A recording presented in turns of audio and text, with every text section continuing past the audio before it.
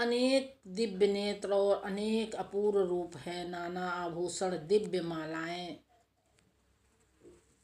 और वस्त्र दिव्य गंधों का लेप और सब प्रकार के आश्चर्यों से युक्त उन्नत और विराट स्वरूप अर्जुन ने देखा। हे राजन, आकाश में एक साथ 1000 सूर्यों के उदय होने से जो प्रकाश होता है, वह भी इसी विश्वरूपी महात्मा के प्रकाश के बराबर न होगा। उस विराट रूप को देवाधिदेव के शरीर में अर्जुन ने देखा। यहाँ एक ही स्थान पर नाना रूप में समस्त जगत उपस्थित है। यह सब देखकर आश्चर्यान्वित और रोमांचित हुआ धनंजय भक्ति सहित प्रणाम कर हाथ जोड़कर भगवान से कहने लगा, हे देव, आपकी इस देह में सब देह भिन्न भिन्न प्राणियों के समुदाय, कमलासन पर बैठे हुए देवताओं के ईश ब्रह्मा, संपूर्ण ऋषि और दिव्य सर्प को मैं देखता हूँ। हे विश्वेश्वर, तुम्हारे अनेक भुजा, अनेक उदर, अनेक मुख, अनेक नेत्र हैं, अतः आपका रूप अनंत है। आपके अंत तथा आदि को मैं नहीं देखता, किंतु समस्त विश्वमय आपका ही रूप देखता है। आपको किरीट युक्त गदा चक्रधारे, चारों ओर से दीप्यमान तेजो राशि, सर्वत्र चमकते हुए अग्नि सूर्य की भांति प्रकाशमान, दुर्भिक्ष और अपरंपार देख रहा हूँ। मेरे मन में तुम ही ब्रह्म जानने की वस्तु, विश्व का महान आधार, नित्य सनातन धर्म के रक्षक, पुराण पुरुष हो।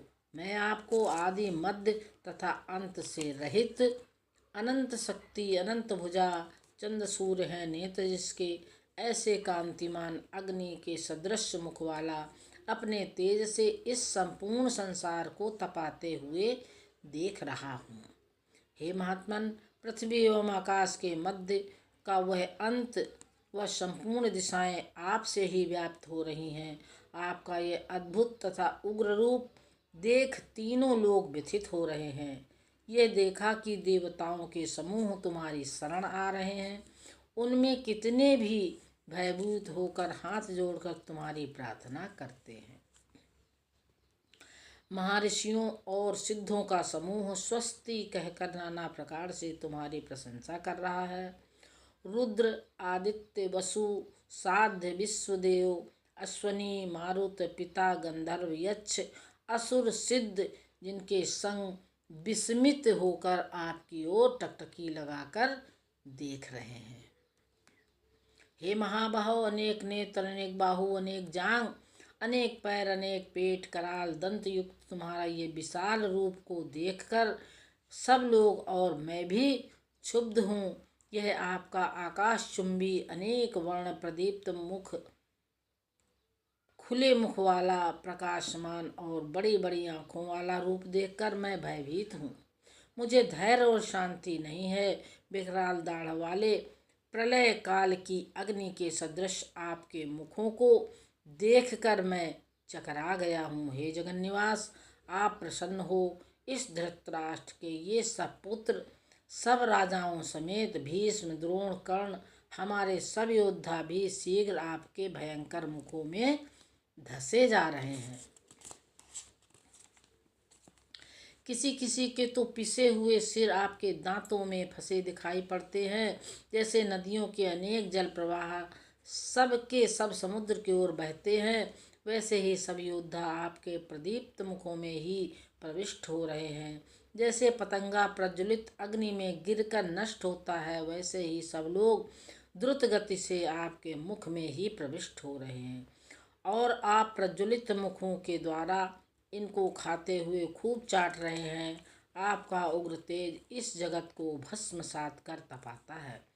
भगवान, बताइए आप उग्र रूप वाले कौन हैं? आपको नमस्कार हो। प्रसन्न होजिए। आपका सात्विक रूप मैं जानना चाहता हूँ। आपकी प्रवृत्ति को मैं नहीं जानता। श्री कृष्ण ने अर्जुन को उग्र रूप की व्याख्या करते हुए बताया कि मैं लोकों का नाश करने वाला बढ़ा हुआ महाकाल हूँ। इस समय इन लोकों को नष्ट करने के लिए प्रवृत्त हुआ हूँ।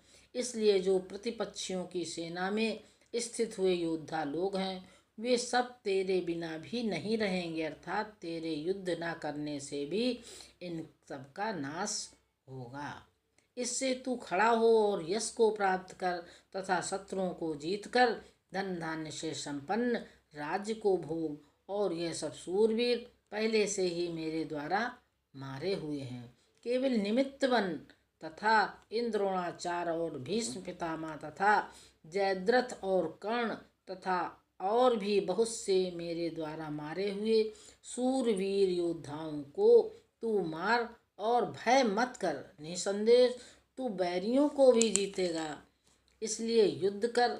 संजय ने कहा। भगवान के इस वचन को सुनकर अर्जुन हाथ जोड़े हुए कांपता हुआ नमस्कार करके गदगद वाणी से बोला, हे अंतर्यामिन, आपके कीर्तन से जो लोग प्रसन्न और दत्त चित्त होते हैं वे ठीक ही हैं।